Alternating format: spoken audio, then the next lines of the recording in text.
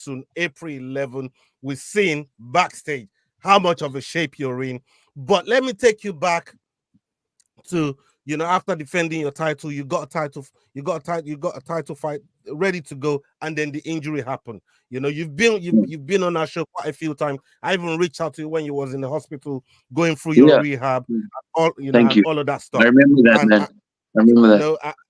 and I'm glad that you're here. I watch your training workouts. I watch some of the stuff that you've been doing in the meantime before being ready for this fight. But the question that I want to ask you is, since that time, for those people that probably haven't seen Look Michael, maybe don't know about him from our new audience and the people that's just joined us, please, Yeah. right, let everybody know how your recovery is gone, how Yeah. much strength you're feeling now, how much you want to defend this title. Tell the Yeah. people, man. Let them know, my brother. Man, you know what? It's tough, man. It's been tough. It's tough to describe how bad I want this now.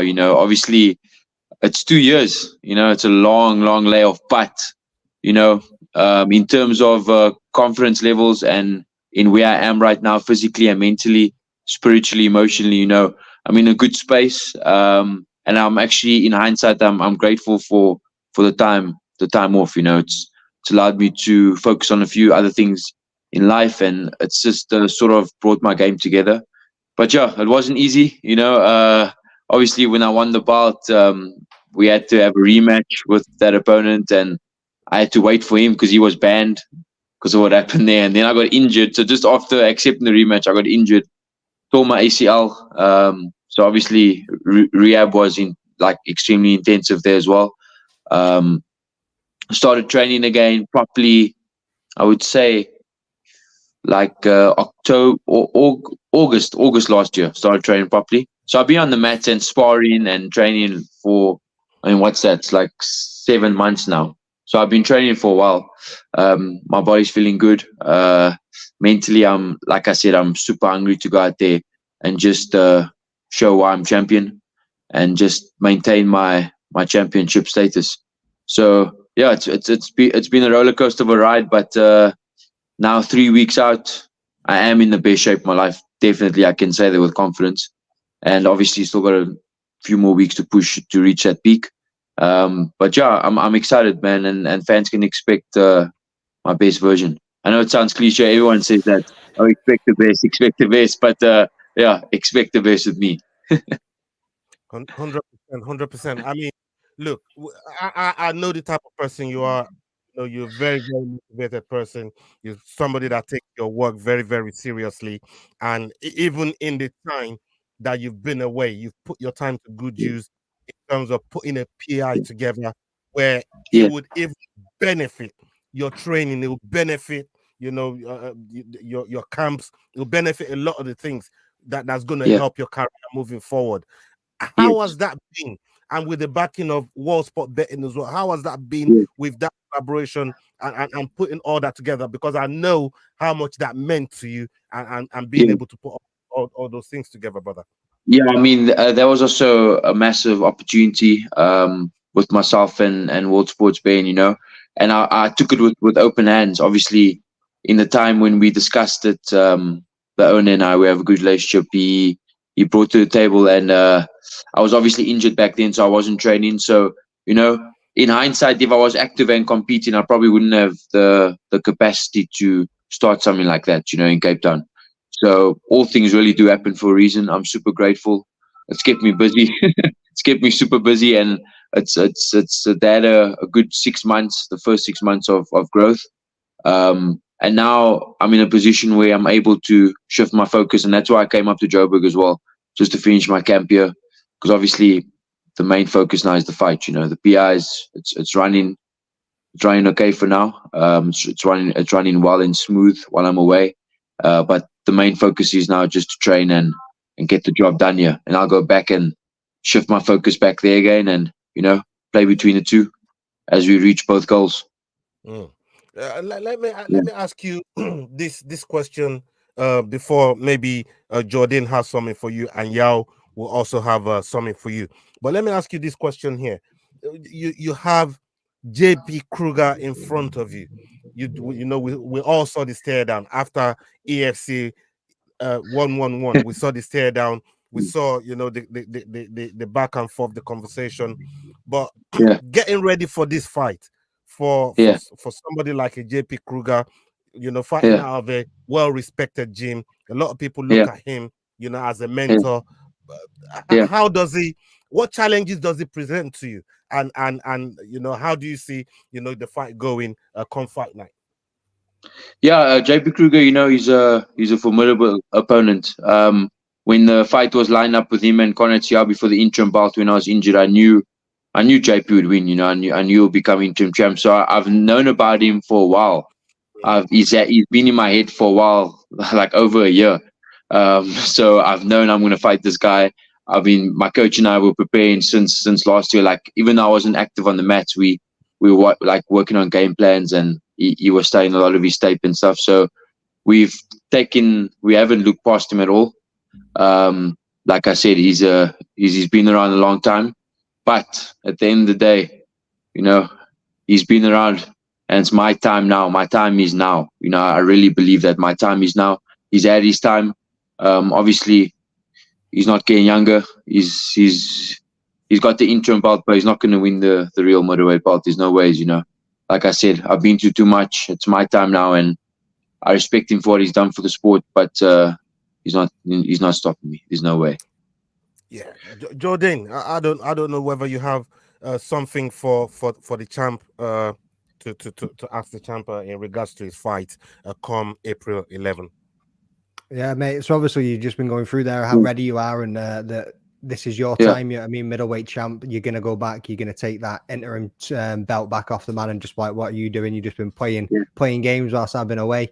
Yeah. What kind of goes through your head whilst you're going through an injury like that, and how long do you look at your own game plan to then reassess? And was there anything specific that you thought, right, I'm going to go and work on this area or this area, and that's where I'm going to improve and come back stronger? Yeah, 100%. It's yeah. I mean, like I mentioned earlier with the injury, it was tough, you know, especially because I've trained most of my life. Like I've been like grappling and wrestling since a young age. So for that to be taken away was tough. But as soon as I could be on my feet, I started working a lot of striking when I was cleared by my physio and bio. So I really feel like I've improved my overall MMA game. Working a lot of boxing and like MMA striking to sort of set up my grappling and wrestling better. So yeah, the time in that regard was also very beneficial for me in terms of just improving that overall skill set, especially coming into a fight against JP Kruger, where he's an all-round guy. You know, he has decent striking and jiu-jitsu. So I got to be ready for him. In terms of game plan, I believe I have the edge with the wrestling and the physicality. Obviously, I just have to make sure I either get the finish or grind him out for as long as he can handle. But I'm confident. I'm confident in myself, and I'm gonna bring my best version April 11th. Can't wait for it, mate. Can't wait for it at all. That's Thank excellent, mate. We're definitely looking forward to that. Yao, you have something for the champ, Yao. Oh yes, Please fire away. I have got lots for the champion. Please fire away. Get your own podcast, bro. I'm sure you're aware of this, but the first episode we did of Kick Him in the Head was with Luke at the Cannabis Expo in Cape Town. Yeah, I remember that. And that's where he mentioned that, look, JP Kruger's definitely going to win. There's no ways that Conor Tiabi will come on top in that one. So, yeah, his prediction came true. And my question's a little bit off from the fighting. So, Luke, you know we have a fighter in common that we know, right? And our theory was correct. I've been following, and now apparently... Oh, bro, you told me you want to chat about that. I forgot about that. Yes. Apparently all the millions were stolen and lost, and now they're starting from scratch. Really? Apparently. There were no How do you know that? Oh, I still follow. So I'm watching the story unfold. Bro, that story was so weird, bro. Like, I mean, that guy he rocked up actually at the open day of the PI in Cape Town, and he was like, hey, you want to spar and spar and grapple with him, smashed him. And like then I'm sure I mean Eh? I'm sure he took a few videos. That's how he claims he's a fighter. Yeah, he's not a fighter. Eh? I've been watching his stuff. I think he's been in maybe 3, and even those, one was probably amateur that he keeps looping. I don't even know how he got into our promotion here. Honestly, it's a shock to me. So Ola, what we're talking about is a fighter who was in the EFC sometime last year, and a lot about him just it didn't make sense. So we did a little bit of digging, and it turns out that pretty much he was a fight scammer. I don't think he was a fighter, because if you look at anything to do with him, nothing makes any sense about him being anything close to a fighter. He then talks about investments and equity, and you're like, but wait, I thought we're talking about fighting. One of those guys. So Yeah. yes, that's what One we're of those talking guys, exactly. Suave Olave. I didn't say any names. Oh, now we know. Out here catching bodies, man. Jesus Christ. Now we know. Yeah, bro. But he was Don't like, I trained with Marvin Vittori. I trained with. You showed me pictures of him and Usman as well. So I think he goes around the world and trains with different guys, and then just I don't know what his mission is, but and then claims he knows them just because he's got a picture with them. Yeah, and he's a brown belt in jiu-jitsu. But I know a lot of fighters if that's the case. Like, I'm best mates with tons of fighters if that's the case. Yeah, You know what I mean? exactly. No, it's crazy. It's crazy. Yeah, you have something else for the champ before Yeah, but yeah, Luke, I'm looking forward to seeing you fight again. So I think with April 11th coming, obviously there was the face-off that you had. There was the press conference that was missed, and JP said a lot at the press conference about you not being there, your lack of dedication. He said with regards I didn't like it. Yeah, how did all that make you feel? Specifically, not being able to attend the initial press conference where all the other title holders that were available were there. Yeah, but that's for me. Like, and I'm glad I can say this on the platform now because, initially my flight was booked from EFC to attend EFC 111 to do the face-off. I got told by Graham on Friday before the press conference. The press conference on Tuesday. I got told by Graham, hey, can you fly for Tuesday morning and fly back Tuesday evening as well? And obviously I'm already booked for Thursday as well. And so the Thursday after EFC, the Tuesday, I plan to drive from Cape Town to Joburg for my 4-week, to finish off my camp here. So it's like so much back and forth. And I'm like, I'm not gonna disrupt myself for more now with this press conference. You know, you tell me just a few days before to be there on Tuesday. I'm like, no ways. I'm ready there on Thursday, and I'm driving to Joburg for a month. Like, we can do all media stuff before that, you know. And then JP obviously had a few comments to say, I don't really care what he says, you know. He's like, oh, I left my business too, but meanwhile his business is in Joburg, so it doesn't make sense. I mean, I can't leave my business, you know. I'm in Cape Town. It's like 1,500 k's away. It's way different. I don't know why he would be so ignorant to compare the two. But I don't really care what he said, you know. I'm here now, and I'm training. I'm focused on myself and focused on getting the job done. I got one more thing for you before we check some of the other topics and get your take on some of the topics that are affecting that in the combat sport world. There is one thing that I know you've always mentioned, and this is your ambition to eventually get to the pinnacle of the sport, which is the UFC. I wouldn't say inherited, but you won the vacated belt that Dricus du Plessis left behind. That's the belt that that you now secure and you're looking to defend right now. But since he won the belt, bringing to South Africa, I wonder how much, and knowing that you collected the belt that he left behind as a vacated, how much does that fuel you? How much does that? Because we still got a queue and a row of maybe some fighters that will want to see you. Should you be successful? When you're successful in this bout that you're about to encounter, we're talking about the Jacos, the Bandus, and some of the Blami Shadrach, Shadrach. There's a queue of people I want in fight that do want to see you.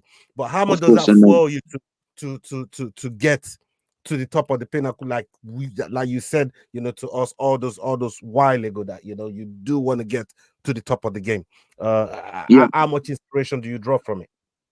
Oh, it's massive, man. What that guy's done in such a hard sport, coming from South Africa, where really like it's difficult to for even in America, first world country, like these UFC fighters trying their hardest to become champion, and for a guy from South Africa to do it, much respect to him, and definitely it's inspiring, like being being the EFC middleweight champion, the belt he vacated, and it's motivating as well, especially leading up to this fight and my sort of history that I want to go out there and prove to myself, like I said earlier, that I maintain my championship status with a solid performance. Yeah, and he's really opened up the doors for a lot of athletes, especially myself. So let's let's keep hoping that they bring UFC to South Africa. And I mean, it's. I even saw a post earlier about him saying he wants to fight Easy later this year. Yeah. And I read that post and I was like, that's massive because, Luke smashed this guy, put on a good performance. And when UFC Africa comes here, who knows? So it's really, it's lit the fire for sure. I mean, respect to Dricus du Plessis. Definitely. 100%. Okay. Big up to everybody that's watching live, everybody that's supporting us. Big up to all of you. Salute to you. We got the champ in the house, Luke Michael. EFC middleweight champion is in the house and is going to be defending his title on the 11th of April. Now, let's shift gears. 3 weeks. 3 weeks out. He's ready, he's in shape, and the camp's going well. Now, let's shift gears to some of the stuff that we've been seeing that's been going on in the MMA world. Combat sport war, should we say? You know what? Let's start with Francis Ngannou and some of the things that has been saying since the aftermath of him getting knocked out by none other than my countryman, Anthony Joshua, my boy. I'm shameless like that. Yes. I noticed, mate. I noticed. So, Francis has been saying, look, we love Francis. Everybody, in the MMA sphere, everybody adores Francis, and we love that. He's winning in life. He's made all this money. He's made all these business decisions that's gone his way, but the fight didn't go his way. But he's saying that it looks like he was set up to fail in that fight because he got brought to the venue. Yeah, I see your face, Yao. Like, yeah, I need to hear this. So he's saying that he got brought to the venue way earlier than Anthony Joshua did. They brought him in 4.5 hours earlier, and he was sat in the dressing room for damn near 4.5 hours, and Joshua probably came in an hour to the fight, and which shows he's more fresh. I mean, Joshua is way more fresh than he was. He seemed a little bit distortion. He said the camp went all right, and the preparation and nutrition and everything went fine. It was just on the day, and he didn't, because it's so new to boxing. It was probably seen as the dark arts of boxing, and he said even Dewey Cooper mentioned it to him that they trying to do this to you to fuck with your mind. You know what I mean? Don't let it get to your mind. But after the fight now, it's like everything is now coming back. Like, hold on. The way they brought me to the arena so way earlier than Anthony Joshua, is that some dark arts? I mean, from your point of view, let me start with you, Yao, because I see you making faces there. But let me start with you, Yao. Like, do you think getting to the venue and being in and around the the arena and stuff like that, do you think it froze your fights? I mean, the last time with Tyson Fury, they did like a whole fucking concert before he even came out. Like, bro, talk to me, y'all. Talk to me. I take that it must be uncomfortable and might be unsettling, but I'm not sure about being set up to fail, and B, if that's the only thing he's really mentioning that's a problem, it's really it doesn't really strike me as being like a real method. The primary method they would use would be that. So I think it's just one of those things in coordination. Joshua might have been late for all he knows. Maybe he was running horribly late for whatever reason. We don't know what was happening on his side. So I don't think that's a good enough reason to say he was set up for failure. Plus, if you look at how the fight went, his training set him up for failure. So I'm sorry, Francis. I don't think we can blame the promoters or organizers on that one. Joshua won by clean KO. The two knockdowns before that, clean as well. So the 4 hours, 4.5. No, I don't really take that as to one of the reasons. I don't think it was a dark art of boxing. I think it was just one of those things that happens in events. Look, you're in fight environments all the time. I mean, throughout your whole career of being in fights and stuff like that, is being too early to the arena ever been a reason why you've lost a fight or made you tired? No, the thing is, it's it's the world we live in. Life in itself is unpredictable. Anything can happen. It just makes me think, actually, firstly, my thoughts on that is that no, it's no excuse at all. Anthony Joshua proved he's better, and anything can happen. Even we sparred yesterday, my coach and I, and he was like, we got to the gym and he's like, okay, no warm up, start first round immediately, because he's like, that can happen. Something might happen at the back and you can't warm up and you gotta walk out immediately and be able to perform. So this actually made me think of that session yesterday. And there's no excuses, whatever. If you have that mindset, you're always going to make some sort of excuse. Who cares even if you never slept, you should be able to perform. If you want it, you make it happen, no matter how you feel. So, that's BS, man. That's BS. Just take the loss on the chin, take it on the chin. Excuse the fun. Like he did that jab. Yeah. But that means nothing. And Ola, you said too, like with the Fury fight, they've probably done even more. Big confidence of, I don't like when people make excuses. If you lost, you lost. Respect to him. He's an animal, and for what he's done in the sport. But don't make excuses. The guy beat you fair and square. So Jordan, you haven't been here over the past couple of weeks due to work reasons, but we have talked about this Francis loss in some detail. But I want to get your take on Francis losing the way he did, but having a monster like Ferreira waiting for him, at PFL, a contract that is already signed. He signed that bout, and we saw what Ferreira did to Ryan Bader. Also, when you look at what's happened with Alex Volkanovski in going to see somebody like Islam Makhachev getting knocked out the way he did, and then subsequently, not too long, then gets to see someone like Ilia Topuria that's devastating, with powerful shots. What are you looking at here for Francis? Like, do you think? I mean, some people say stay in boxing. Some people say go back to what you know in MMA. Now, I don't even know what to wish for the brother, because I know what's waiting for him on the other side. He's got Ferreira waiting for him on the other side, bro. Like, talk to me. What's your take on all of this? He can stand on the other side and Ferreira's still going to reach him. You've seen the length for that brother's arms. Jesus Christ. Swear to God, man. Like, that is one big dude. Like, he is unreal. And because even in MMA, you look at Ngannou, he was predominantly a striker. He shocked the world when he came in there and started wrestling with Gan. Nobody was expecting him to go and do that, but took him down and ended up wrestling with him, which no one was ever seeing happen in a million years. Boxing wise, never should have been in there in the first place. I've always said this about MMA fighters going into the boxing ring. Like, if you have somebody that's like practiced a single martial art, boxing, combat sport, whatever you want to call it, practice a single combat sport all of their life versus somebody that's mixing it up in the daily, working on grappling, working on wrestling, jiu-jitsu, striking, whatever it is they're doing, the footwork, the timing, the speed, the muscle memory, everything is leaning in the advantage of that boxer. Going into a ring, even the way boxing rules,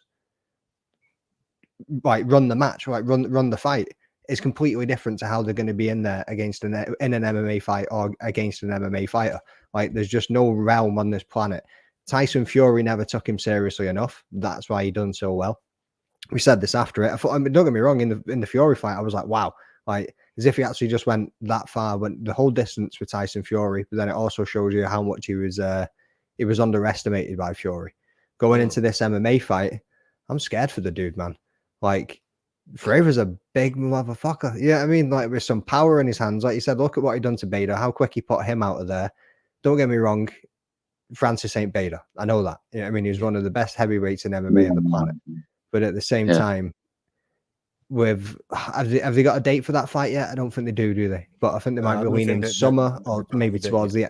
He needs some time off after that drop. You know what I mean? He's quite like blaming it on a 4-hour wait in the back of the changing room. He's clearly got some shit got muddled up when he got hit with those jabs. Like he needs some time off to just go and wait a little while. In there, man. But don't get me wrong, he's sitting there going 1, 2, 3 and counting his 20 million that he walked away with. You can't say anything about that. No, but no. Like I said, I'm worried. I'm kind of worried about that Ferreira fight, especially leaving the UFC, going to the PFL. Don't get me wrong, got the bag. He even got Ferreira 2 million guaranteed purse. This is going to be an interesting fight. Yeah, I look. I want to say I'm looking forward to that fight, but I'm absolutely worried for Francis Ngannou and the opponent that he has. You know, is like you said, just looking at what he did to Bader, and I know from watching all of Francis' past fights, he's never really fought anyone as big as Ferreira, somebody that has the same reach as Ferreira. You know, his reach is longer, I think. His reach is probably longer than Francis's, so it's kind of weird to me. It's going to be a new ground. Look, what? Yeah, on that quick question. So he's gone 20 million, 30 million in 2 fights back to back to now drop back down to a $2 million fight. Sounds crazy because in MMA terms, it's a lot. But do you think there might be a possible Conor McGregor syndrome that might set in with Francis where the money becomes so much that it's like, oh, wait, hang on. What's this about? Let me quickly. For me, I would rebut that with, I'm sorry, but Francis never grew up or seen the level of poverty that, Conor never seen the level of poverty that Francis came from. Never seen the life that he came from, coming from Africa, you know. And I think that in itself is enough for Francis to keep the motivation levels going to really get up, to always get up and go after it. Yeah, I agree with that. Okay, makes sense. I don't think Francis is getting 2 million. Sorry to jump in. I don't think Francis is getting 2 million either for the MMA fight. I think he'll be on slightly more than that. I think he just had a guaranteed purse for his 2 opponents that he's going to be getting in MMA of 2 million, or maybe it was just for 1 opponent. I can't remember, but he definitely had a guaranteed purse of 2 million for his opponent. And even with that 2 million, it's still way more than he was getting at UFC. Yeah. I wonder what Dana's thinking now. It's still way more. Fuck, I'll fight Ngannou for 2 million. Yeah, me too. Any day. I'll fight for 1 million. we'll tag match him, man. Yeah, I think Ngannou's won in life, and that, you know, open my style. Yeah, that counts. It's just an inspirational story for others, you know. And I just has to play his cards right to sort of. But he doesn't actually have to know he made it already. It's a crazy story. But to blame it on a 4-hour, to blame your loss on a 4-hour wait, that I'm sure a lot of people also sort of look at him a bit differently after that. Yeah, I'm sure. I think the concussion is still there. I think the concussion is still there. Yeah, I'm sure he's still wait. I'm sure he's waited in the UFC longer than that to get into the octagon. You know what I mean? Like 4 hours. Come on, bro. Like, what are you talking about? Yeah, man. To me, that's not even that is not even it's a non-starter for me. Let's shift gears a little bit and talk about the other thing that we've seen on the internet that's been brewing, and I want to talk about the heavyweight of the UFC, the interim champ and the undisputed champion John Jones and Tom Aspinall. Both of them met at a London event very, very recently. The video is circling all over the internet, and John Jones is out there doing this photo shoot. Tom Aspinall just turns up. I'm like, bro, I just tried to say hello. I'm just trying to say hello. I'm not on that type of time, not on that type of energy. Just a low thing. They start talking, they embrace, and Tom goes to put his hand over John Jones's fucking shoulder, like just put his hand on his Crazy. shoulder. You could see John Jones just move his hand off his shoulder, like, bro, what you doing? Like, you know what I mean? Are you trying to? But the size of Tom Aspinall to John Jones, and we know John Jones spent what best part of 2 years, maybe 2 even years. 3 years, 3 years, yeah. building up into that heavyweight body. And Who Tom was bigger? Aspinall still, Tom Aspinall dwarfs him, bro. Dwarfs Really? him. Yeah, bro, dwarfs Big him. boy, like. Tom Aspinall is Really? a big. He's a fucking unit. He's a big unit. Dwarfs him, but you know, John Jones just looks at him like get your hands off me. You know what I mean? He's taller as No, well, no, Tom no, Aspinall. no. Yeah. Huh? Is he taller as well? Yeah. I'm bigger. I'm Everything. 6'1". If you go onto my Instagram, there's a picture of me with my best mate Tom Aspinall. If we're going off the rules that we were talking about before, so, so I'm 6'1". Go and look at the size of the dude. I weigh about 180 pounds. You know what I mean? Like, go and check the brother, man. He's fucking massive, unit, like. that guy. And he just, you know, big up Trey Vic in the house. Salute to HN for that super chat. Big up Ola always. Thank you so much for that super chat, my bro. Salute to you. Big love to HN. And what I want to get from you, Luke, is with that little interaction there, right? Because Tom did then ask John Jones for a photo, and John said, "Oh, photo." Then he said, "Oh, okay," and then he said, "Yeah, let's do a face-off sort of photo." And John Jones was like, "Nah, I don't think so. We're not doing a face-off photo. You want to take a photo, we can take a photo, but we're not doing a face-off style photo." You know what I mean? What do you make of all that interaction, especially with the mental edge that it brings? Maybe a handshake, maybe shoulder, putting hand on your opponent or opponent to his shoulder. You know, he's got the interim belt, so at some point he's got to see the undisputed champion. Just like in your case as well with JP Kruger. Like, what's that interaction like mentally? You know, it's actually, I understand Tom's side of it. You know, he's interim champion. Is he undefeated, that guy? He lost to Yes. Curtis Blades. Yes. Nah. He's undefeated. that was a free kick. Shut up, Ola. I was a free kick.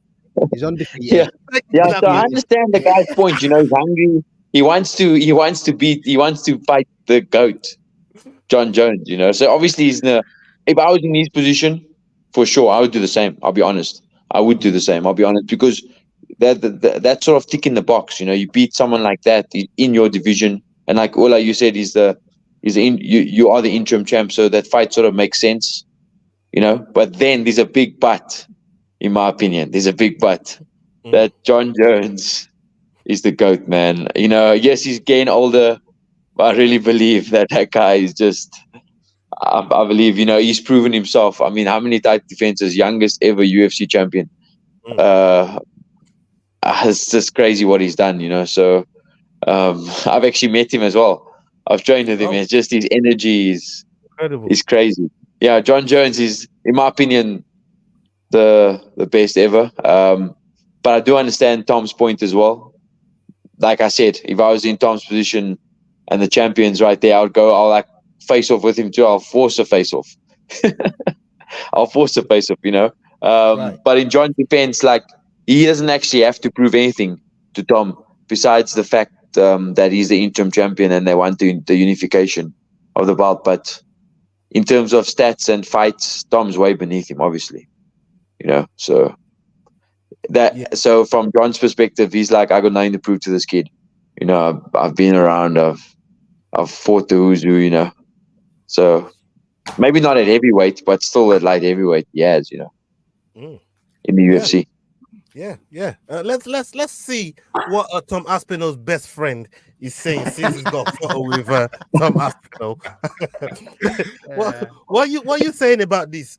No, on the most serious Wait, then let me say something else. Tom Aspinall is flipping legit. That guy is legit, bro.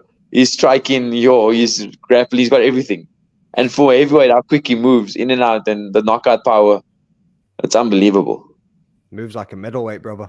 Yeah, he moves like he's incredible, you know. But can he get past John Jones? It's a tough task. Maybe, you know, like I said, the sport's about age as well, you know. John Jones is getting older. It could be Tom's time now. like I said about Kruger too. You know, he's if your time's up, your time's up. You know, late 30s, you can still perform, but your chances are slimmer against a younger guy. You know, Because John Jones had his time, according to you, Luke. yeah, it's possible, possibly. After his last performance I'm against fucking with you. Cyril Gahn, though, that could not be true. That maybe it's not true. That was just After that holes in performance. Garn's game. That was holes in Garn's game. There was nothing spectacular about that. No, it was good. It was good. No, it was good. You think know what I mean? Tom It was. Jones, eh? Oh yeah, 100%. Really? How? Yeah. Any way he wants, whether he wants to take him down and he wants to submit him, or if he wants to get a TKO, I'll just see it happen. You really think so? You guys all agree with that? Ola doesn't, but I don't know about Jan. But I don't. He knows that. He knows that. I still think Tom has a couple Tommy's of legit. things. I'll be honest. He's fucking good. I think it has a couple of Tom- people to see first to really do it for This- me. Maybe this at is least one of one guy. those- But who else is there for Tom to fight? Poirier moments, one of those Conor McGregor Ronaldo moment. This is one of those moments, boys, that the tide changes and this younger youth comes in and just cracks this motherfucker. Like, Yeah, that's- when it gets enjoy when it gets past Curtis Blades, we'll talk about this. I told you, I'll give him. Once I'll you give send him me his 50 respect. quid and a handwritten apology note for wasting my time with this Curtis Blades bullshit, then we can get talking about John Jones. Yeah, no, I Yeah, think I mean- Tom's smacking first place. Tom is Look, but legit. who else is there for Tom to fight? There's no one else. He's not. He hasn't cleared out the division other than Curtis Blades because it has to be a rematch. Other than that, look, right now he's proven to be the best. He can fight someone else, but I mean he's at the top for a reason. So he could fight Cyril. But I think the if you look wrestling, at you'll kill Cyril with wrestling. remember, Cyril Gahn is a points machine and he's powerful. Yeah, Tom doesn't matter. Exactly. Tom So is- it can fight. But with Cyril Gahn's current record of the losses he's had, even though he beat Tuivasa, I don't think it would be the right fight for him to fight Tom now.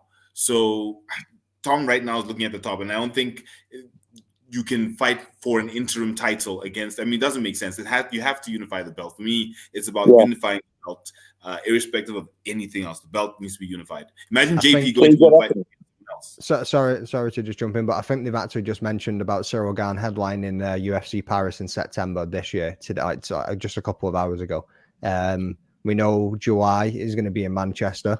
Tom is from the northwest of England, so he is definitely headlining that card. So Tom and Curtis Blades, Manchester in July, definitely isn't fighting Cyril Gahn in September. Well, he could knock Curtis Blades' ass out, get a quick turnaround, and shut Cyril Gahn up too. But who knows? Who knows? If that happens, I got apology written down. I got 50 notes. No. I'm sending you a template, brother. There's certain specific things I want in this apology note. My apology will have a middle finger in it, man. We'll be waiting for you, bro. They'll be waiting for you, brother. They'll be waiting for you. Okay, the rematch confirmed. Say that again? Curtis, no, it's not confirmed yet, but Curtis called him out after he got the win over Almeida. And Tom has responded, I think, on the BYM pod saying, yeah, I'll take that fight. He wants it back. It was a freak accident. He wants it back. I mean, it's only right that they run it back. I've been calling for this fight for so long. It's ridiculous. Like, why wouldn't they put that fight back together? You won't be able to beat Tom. Curtis won't be able to. And you know what? I can see what you said, bro, about Tom just knocking Jones out. I could see that change. I mean, he's so explosive. He's so quick. He's so... Man, he's pure. Unless Jones really slows him down with wrestling. He's savage. That's possible. But Tom's jiu-jitsu and grappling is just as game as anybody else's, man. That's what most people underestimate. I agree.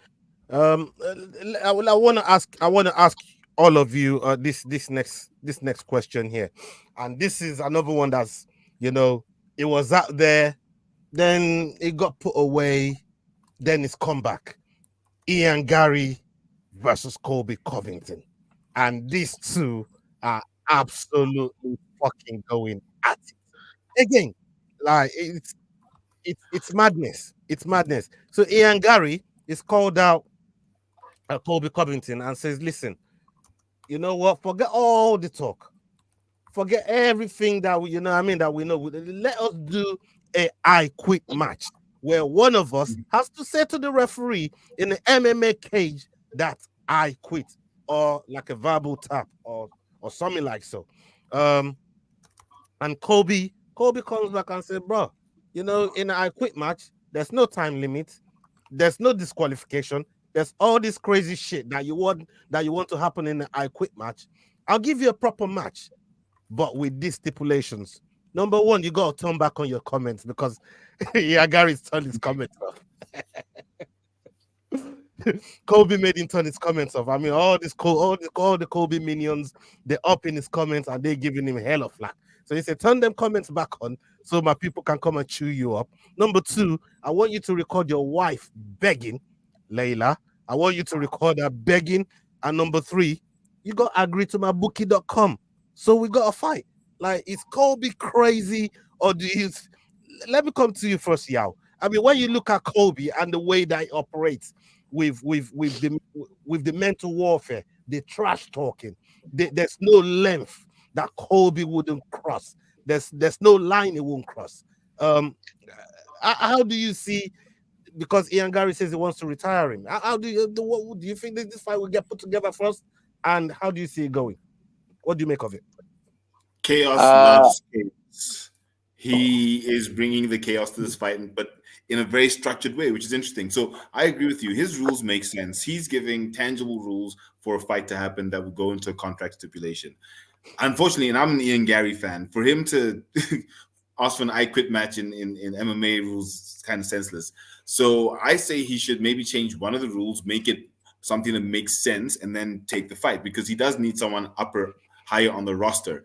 He wants that spot. And Colby saying, I can give you that spot, but this is what I want, something fairly tangible. If you lose, so just make sure you win. It's not that difficult. So, I mean, why would he not take it if he thinks he's going to win?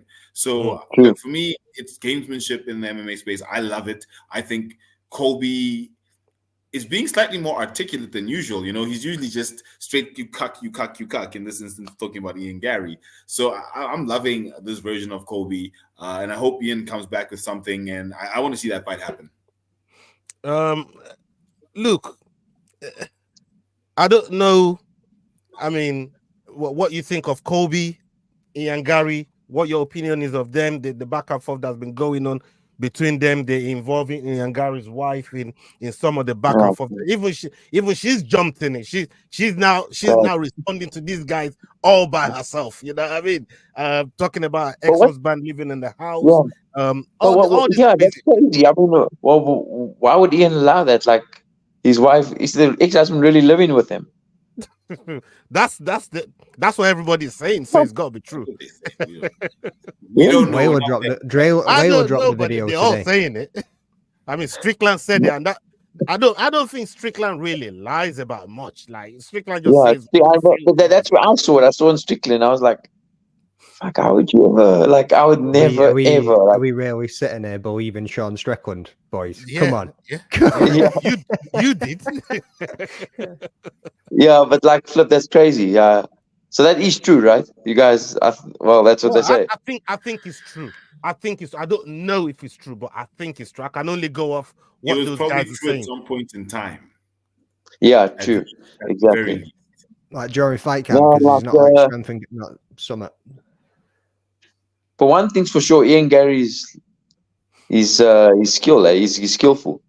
He's got and he's on the rise now. He's young, undefeated. Colby, I feel like Colby's obviously just playing the game of hey, if I can, he still has a shot. If he beats Ian Gary, he's still sort of like relevant, because is he still really? I mean, I think he always will be, obviously. But I mean, when last has he won against Roy Masvidal? That's a long time ago. Yeah, it's a long time ago. Leon exposed him, like smashed him. Rocky. Usman twice. Yeah, Usman twice. Yeah, so I think he's looking at the opportunity to still stay relevant with Ian. Yeah, but like you said, you're like Ian should take it. If he believes he's going to win, he should take it. If you go into a cage, you should believe you're going to win. Otherwise, What are you doing? Mm-hmm.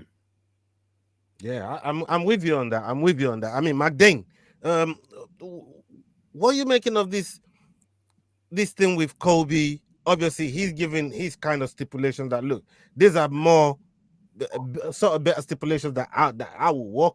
You know, I'm willing to work with. But in the real sense, I mean, both of them should just sign the contract bout and you know, and get on one of these 300, 301, because none of them is injured. They're both in good shape. I don't know. I mean, 300 is around the corner. Maybe 300 is too close for a camp, but 301 is definitely, they can definitely make that. And and while we got someone like a Pantoja versus Erceg, like headlining that Mm. card, like that card there is like that card there is giving me bellyache. You know what I mean? I'm looking at it and I'm thinking, why Whoa, is whoa, whoa, whoa. why is The King of Mokaev Rio's coming back. The King of like Rio's coming back on that Why- card why- too, though. Getting excited about 301 slowly, yeah.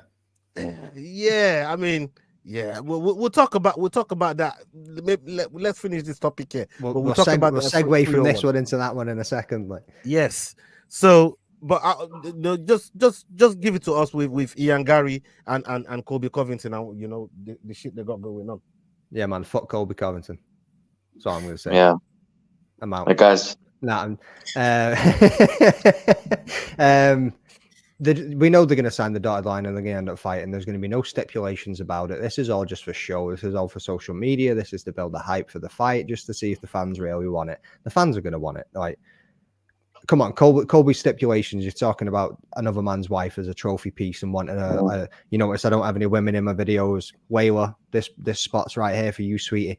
You know what I mean? If somebody said that to you about your wife, brother, what are you going to do to that man? Like, no wonder he's going, exactly. You know what I mean? Like, no wonder he's going, yeah, right.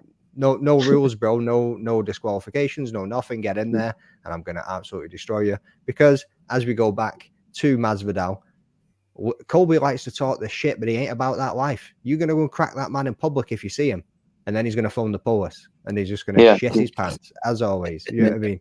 You know, please, Mr. Policeman, come and save me. Like, that's all you're going to get from that. Please call 911. Like, mate, honestly, don't get me wrong, hell of a fight. Like, you can't deny Colby has skills. He's an incredible fighter. His cardio is unreal. He has not looked like the Colby we've seen in the past in recent fights. Like you say, Leon exposed him, but he had a broken foot, I think he had in that fight, didn't he? So he did post some X-rays as well, I'm sure, to prove it. But yeah, like I'm all for the fight. Put your stupid stipulations aside, man. Just sign the contract and let's go for it. Yeah, man. I mean, it's something definitely all the fight fans want. You know, I want to see the fight. I'm here for it. And you know, I hope that fight definitely happens. We was just talking about you know, UFC 301, and Yao said is, you know, relatively happy with that card. And you know, the one person that's on 300 that's also eyeballing 301 is Alex Pereira, and we've seen Alex Pereira is I mean, there's 29 days, something like that, between 300 and 301, and he's fighting Jamal Hill at 300, and he's talking about getting to 301 and wherever they want to put in front of you. He wants to fight in Brazil. He wants to fight over there, and that's why his eyeballing is so mad. But he's out here training with Steven Seagal. I didn't know Steven Seagal had tricks in the bag like that. Yes, he's training with Steven Seagal, and this man is showing him all kind of tricks. I mean, I didn't even know Steven Seagal is trained so many people: Anderson Silva, DC, John Jones. Like, it's trained all these people leading into their fights. So that's crazy. It was now making sense when I saw the type of workout that they were doing, the type of skills that he was showing him. He was showing him some proper kung fu shit, you know, how to hit some pressure points and all this crazy shit. Oh, fuck. Believe. Come on, bro. That ain't gonna work in an MMA fight. We're gonna hit the fucking 5-point kung fu. Pop, pop, pop, pop, pop, and the dude's gonna stop breathing. His heart's gonna stop for 10 seconds. He's gonna fucking I thought it was teaching him how to do moves in the movie, but like Pereira was really taking this shit in, and I thought, I don't know how this translates from here to a mat, but it's probably a mindset thing rather than using the skill in itself in the octagon. But how crazy do you think it is to have an opponent, a former champion as well, like a Jamal Hill? Yao, let me ask you this: like a Jamal Hill in front of him, and then be thinking about 301 already. Tyson Fury. Tyson Fury did the same thing when he was about to fight Francis Ngannou, and he set up the fight with Usyk, and then he got cut or some nonsense. So maybe Alex understands his current greatness, but he's definitely underestimating Jamal Hill. Sweet Dreams is called Sweet Dreams for a reason. He's slightly unpredictable. When you watch his fights, it's very street but very skilled, and I think he will prevail. You know, he's a Glory multiple champion kickboxer. He's got decent grappling. He's trained with Glover Teixeira. But there's footage right now showing him getting knocked out by a little mini itsy bitsy rapper called Little TJ. So I'm not sure if it's real. Half of the internet or half of MMA Twitter is saying that it's fake. The other half is saying that he really was knocked out. But if he was knocked out by a really smaller guy, the question is, where's his chin after Adesanya knocked him out because it was on the same side? So all those then come into play. Is his chin in the right place after the knockout? Will he then survive in an onslaught from Hill? And then 29 days to recovery. Unless he makes that fight quick and easy, that's a very, very short time. So he'd love to fight in Brazil, but is that not him then risking his legacy? Because whether or not it's a quick victory, 29 days turn around to then go straight into a new camp. You're going to be fatigued, all of those things. Now mental changing to another fighter. It's a lot. So I think it's a terrible idea, but okay, let's go. It's MMA, like Luke Michael, like the champ said. Yeah. They're there to fight. They're here to fight. And if that's what he wants to do, let him do it. I mean, champ, let me ask you, could you be thinking about 112 and eyeballing 130, EFC 113 at the same time with one of the toughest opponents that they might have for you? No, and is it? I feel like you could. Yeah, you could obviously, but I don't think it's a smart thing to do at all. If you're looking ahead and you still got I think anyone, if you're looking past anyone, it's not the best approach, because that guy could bring it, and then your mindset is not 100% focused on them. I get asked questions all the time. What's after JP Kruger? I'm not looking past him. He demands all my attention, and especially for Alex Pereira. I mean, Jamal Hill's legit. Who's his one loss to? Paul Craig, where they broke his arm, eh? Yeah. It's only lost. Yeah. But I mean, like that. Paul Craig can catch you like that, But if it's not luck, but Jamal's much better overall. He's amazing. His last fight against Glover, he showed like he can handle the ground. He survives there and he gets back up, and his striking's amazing. I think that he beats Alex Pereira. Actually, I think Alex Pereira is getting a bit older now, and I think that chin might be a bit suspect. Especially they're two strikers. I feel like you made a good point. He's a Glory K1 champion, and he's brought that over to MMA well. But I feel like Jamal might have the edge with the MMA striking. Like he might be a bit better, with his angles and stuff. In my opinion, from watching both of them. I think Jamal wins. I think Jamal wins. I think he's been out for a while too. I think he's probably hungry now for a win. And for Alex to be looking past him, that's just stupid. Champ, I tell you something right now. I'll tell you something for nothing. You've just given me a nice tip for my parlay when that fight comes around. You know what I mean? That's what I was thinking. You just give me a nice tip for my parlay for when it will be, because Pereira is a champion. Champion. Yeah. So, I'd imagine so. Anyways, I'd imagine so. And him being. So who was Pereira's last fight against? Yuri, eh? Yeah, Yuri Prohaska. Yeah. How'd that go? That went well. That went well for Alex Pereira, and it went better than I thought. Actually, I thought Yuri was gonna make his life hell, but it didn't happen. Early stoppage. Some people saying early stoppage, eh? Oh, hell no. No. Was it? Hell no. So I saw that somewhere. Yeah, that he could have carried on. I won't call that early stoppage. It was good stoppage. It was good stoppage. That's called protecting the fight. Which one? It was a good stoppage. It was a good stoppage. And even Yuri came out and defended the stoppage and said it was a perfect stoppage. Which round is it? Was Second, it, I think. second round? Mm-hmm. And how's the first round going? Pereira was getting a lot of downloading. A lot of downloading in the first round, I think. A lot of downloading on. Who you guys got? Pereira and Jamal. I'm going Jamal now. GG's, baby. Yeah, I'm going Jamal now. McDane, let me come to you real quick. I mean, we're looking at this UFC. We're looking at the UFC 300 card, and Bo Nickel is on the main card, right? But we got people like Yuri and Rakic, Keita and Sterling on the prelims. Like, what's going on there? What's with that? Like, they're building the man up. I mean, Pfeiffer was kind of getting built up like that as well, right? But now it's almost like they didn't learn from what's happened with Pfeiffer, which is very, very recent, by the way. And they're still running with Bo. I think they need to slow down with the Bo Nickel thing and build him up slowly. The way they're doing it right now, I think they're setting him up for failure. I don't know what you think, but please talk to the people. The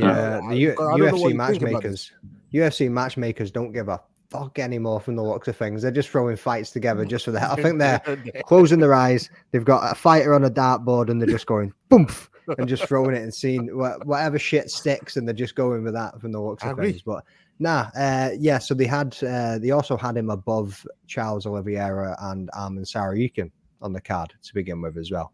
And I think they also got a bit of backlash for that from the MMA community and ended up swapping that one up recently and putting him to the opener of the main card rather than being ahead of, I think Charles and Tsarukyan were the opener of the main card at the time. But they've changed that up now and just swapped it around. I get it. And obviously you can make your reference to Pfeiffer too, but I feel like Bo is that little level ahead of where Pfeiffer was at the time of coming against Hermansson. I think he's probably that a little bit more mature.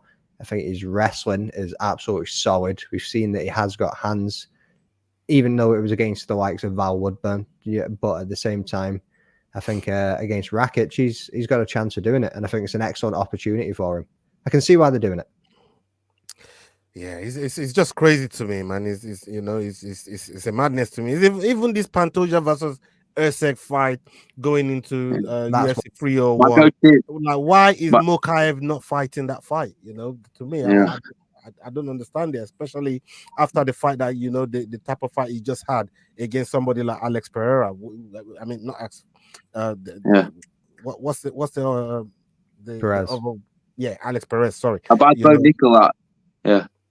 I just want to say about Bo Nickel, my coach was telling me he believes Bo Nickel's by easily the next middleweight champion. He just says, like you mentioned as well, he's wrestling. I mean, it's legit that he's wrestling, and like we saw he's striking as well. So, I mean, I would like to see him versus Khamzat actually. You know what? That at that point, I said this a while back, and thank you for mentioning that. I said this a little while back that at the trajectory that they're both going, if they carry on going, at some point them two probably meet at the top.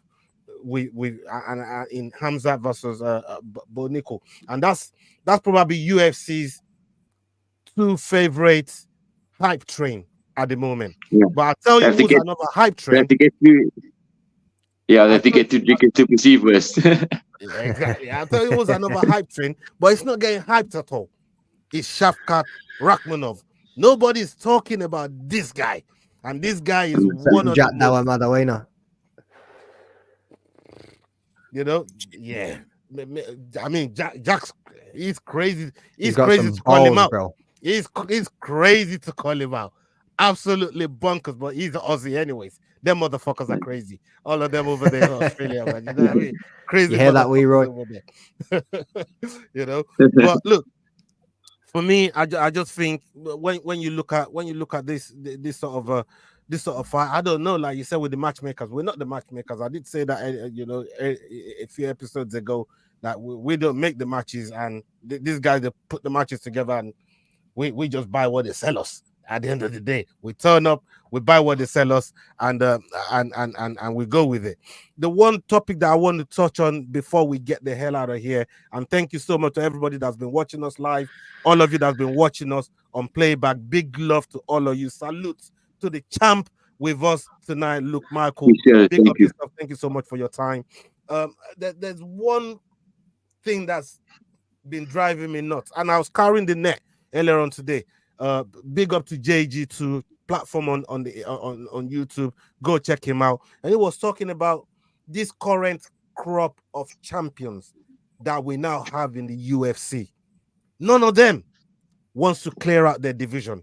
They're all talking champ. They're all talking. They all want to. Pantoja wants to fight O'Malley. O'Malley wants to fight Ilya. Ilya wants to fight Makachev. Makachev wants to fight Leon. Leon wants to fight DDP. DDP is the only one that I give the excuse to and says, listen, I want to fight easy. I want to fight easy. He's the only one. But then it's just I don't mind seeing Pereira up there, right? So 185 to go see Pereira. Now Pereira wants to see Jones. Now Jones is ducking Aspinall. Like, bro, what the fuck is going on? Pereira wants Aspinall. Pereira wants to fight Tom Aspinall too. That man, when you were talking about it before, I had that in my head, and we obviously moved away from it. But I was like, he wants to fight Jamal Hill. Then he wants to hit 301. Then he wants heavyweight Tom Aspinall. I'm like, this bro, what is going on? Why don't nobody want to clear out their division anymore? Because I mean, that's the one of the lovely things that say what you like about Easy, the amount of time, how busy they are. Usman, how busy these guys were fighting 2-3 times a year, defending their titles, trying to clear out the division, maybe even lap the division. This was what these guys were doing before they got caught on the way. At least they were trying to do it, True. But we've now got all these new champions that wants to do anything but defend the fucking title. We're not talking about injuries here. We're talking about they just sitting there saying, yeah, I've got the belt now. I don't want to fight who's number 1 or number 2 contender or anyone in my top 5. I want to go and fight the next champion in another division. I mean, Luke, talk to me about this, because when you look at how mad is that to look at one champion. I mean, it's good aspiration to want to be champion, but you got to earn it in terms of at least defending your title, get a streak going before you can start talking about going to another division. What do you think? Of course, I agree completely. I saw that comment Islam Makhachev had with Ilya Tapuri. He was like, "Why run away from your division? First defend your title." And I agree. Like he took out Volk in devastating fashion, and so he has that sort of bragging rights, but not that much to want to go up and fight Islam. Like he should defend his title in featherweight and sort of cement his legacy there. Like you said, some of the greats has done. Usman, Izzy, John Jones, even Islam as well. He wants to I saw him say he wants to fight even Dustin, who probably doesn't even deserve it. Doesn't deserve a title shot. Inconsistency. But he wants to clear out the division. In my opinion, that is a true champion for sure. It shows the mark of a true champion, not just chasing like the big fights or the big paydays, or just trying to run away from your division. Defend and then move on. Defend, then move on. Right. What about you, Yao? I mean, all these guys, like I said, apart from DDP, and shout out to Dricos Duplessis, because he's the only one that's standing on business. And it's not just standing on business, he's dictating where he wants the fight. He wants in UFC Africa. You know what I mean? He wants it on home soil, right? So every time I see DDP talking in the media, he's always talking about this fight. He's not looking ahead. He's not looking at another division. He wants to see got the right mindset, easy, which is the right thing to do. But all these other champions, I don't know what's going on with them, bro. Talk to me. I call it the curse of the champ. Obviously started by Conor McGregor, where it became gold to have 2 pieces of gold, and essentially that would make you the best because you've beat the best. But then what happens is, if we look at the lightweight division, it becomes stagnant.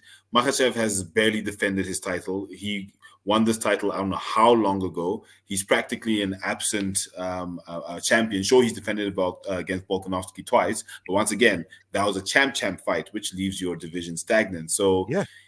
if you're not either close to lapping the division or injury, the champ thing, it's really not the best. I don't know if the UFC will put something in place to say, listen, you can only go up a division and fight for the title if you have a title, if XYZ stipulations are there, i.e. you've beaten the top 5 at least the top 5 you've beaten once as a champion or something like that. But everyone wants to be on that poster of all the double champs in history, but you have to earn that. That doesn't come as easy. Volkanovski learned that the hard way twice. Yeah. It's not as easy as just going up. Izzy learned that the hard way. We can mention a lot of fighters who've tried to go up and learned the hard way. Unfortunately, it's not as easy as they would like it to be, and all it does is really kind of waste time. If you've lapped your division, normally then finally, let's get to it. But you can still end up like Volkanovski. Kick him in the head. Kick him in the head. That's fine. McDane, we finish up with your thoughts on this whole not working in your division, not even putting a streak together. I mean, even like Strickland, at least try to defend his title once. He went even to, like, bro, what's with this current crop of champions, man? Like, it's driving me nuts because we're not seeing any of them trying to compete, trying to give who's next in line a chance, trying to give who's in the top 5 a chance. You don't even see them come on the mic. Like we saw Easy was always picking out his next fight. Soon as he finishes the fight, yeah, this guy gets a lot of flack, but when he gets on the mic, he's picking out his next fight of the next man in the division or whoever the next dangerous guy is in the division. Why aren't we seeing all these champions doing the same thing? I think it's the glory of it, and again, it goes back to social media, doesn't it? What can they do to cause a headline? What can they do to get some more eyeballs on, get more eyeballs on them? And I think that's the way that it's going. What I hope they do, what they've been talking about recently, is more weight divisions. I think that splits a lot of this up, spreads some of these guys across. You know what I mean? They're talking about lightweight, super lightweight, moving welterweight up, moving middleweight up a little bit. Like, I think that might spread some of these divisions out a little bit more. We might see a couple of different champions. We're going to see some different matchups. We're going to see some guys picking a different weight that they're going to fight in. And I think that would change this landscape a little bit of where this keeps happening. I mean, you even seen it there with O'Malley after the Cheeto fight. He called out, sorry, who was it? Elia. He called out Elia, but then he did actually around. He was like, get me a plane ticket. Let's go to Spain. I want Elia. And then he was like, I'll fight Merab if I have to. Yeah. And it was just like, what do you mean if you have to? Like, Merab's next in line. You're going to have to fight him. Right. And if you vacate the belt. Yeah. It's mad, isn't it? I mean, like, obviously we spoke about Izzy and Usman, but you could even say as much for Volk too. How many fights did he have against Max Holloway? Volk is amazing. Sorry, Ortega. Rodriguez as well. Actually, you know what I mean? Like he went around the bend and he defended that belt as much as he did before he even went up to try and go against Makhachev. Like, so you could give him the props too. I mean, I miss the days when people like Mighty Mouse, Demetrius Johnson was just there, just taking out, just picking all comers. You know what I mean? If you think you're bad, step into the octagon, man, and let's do this. You know, this man. I mean, they collected bare belts. Go look at the amount of belts from defending your title that Izzy's got, that Mighty Mouse has got, that DC's got, even Usman. You know, the amount of belts that they've collected, because once you defend the belt and you win, you get another belt, and then you get another belt, and you get another belt. You know, that's. If you want your champ, you want 2 belts in it. Defend and win. You get 2 belts. You know I think that mindset's a few and far between now and again. Like, I'm probably sounding a little bit biased here, but that's another thing that I really like about Arnold Allen, is his mindset is, if you want to be the best, you got to beat the best. Because when I was speaking to him the other week, I said, man, like, not many people would have risked their spot in the rankings to go and fight an up and coming prospect like Movsar Evloev, and he took that fight and nobody else wanted it. He was like, yeah, cool. Give me whatever time that they offered him. He took the fight. He went in there. He put it all on the line. Granby roll after Granby roll. You know what I mean? And he tried to get the fight done. Unfortunately, it never went his way with those knees. But that mindset of if you want to be the best, you've got to fight the best. He will literally fight everybody in that division. And I don't even think Champ would be on that man's mind. And there's not many fighters like him left. That's a good point. I agree with you. I agree with you. Just a quick piece of trivia on the belt. So they stopped giving away individual belts each time you win as a champion now in your division. They put a ruby in the belt. Yeah. Right. Gotcha. So that's when the only time you get 2 belts is if you go up a division. So Right. that's how That's why they it's kind of like so much. It's kind of like how they stop putting the toys in your cereal when you get to the bottom of the bag. You know what I mean? Like, nah, we're spending too much money here. Yeah, but big up for that one there, yeah, and Jordan, big up for that one there, boys. It's been a fantastic episode. Big up honor, everybody guys. that's been watching us. We got up to 51 live viewers while we're watching, which is amazing for this time of the night, man. You know, and a lot of people are going to watch this on playback as well. Big love. Thank you to everybody that's pulled up. Jordan, let's tell the people what you got coming up, things you have on the horizon, where they can find you as well, my brother. I thought you had all of this wrapped up, mate. We'll be here for days. So now we're joking. So next month we have Octagon 56 coming back to Birmingham. So I've lined up a few of the fighters from that card. I've got Aaron Abbey tomorrow or Friday. We have Dennis Frimpong and Shamrock heading to Stuttgart. Or Stuttgart, however you pronounce it in Germany, for a press conference to promote the fights a little bit. Both of those guys are going to be jumping on the show at the exact same time, so that podcast is going to be absolutely insane, right? Because those 2 dudes have got big personalities. One Irish, one Scouse. Right, I'm not even going to get a word in, and I'm the rambling dad for a reason. So yeah, who else? So AB, Wanless as well, the main event of that card. Yeah, he's coming on in the first week. Yeah, he's coming on in the first. I actually said to him, "Bring your lightsaber, I'll bring mine." You know what I mean? So we might have a little bit of a battle on the podcast too. Reese McEwen is coming on next week ahead of his fight in Cage Warriors. So yeah, looking forward to it. Yeah, you got my man over here might be jumping on soon. I'll need to ping him a message maybe after his fight or before his fight. You still got 3 weeks out.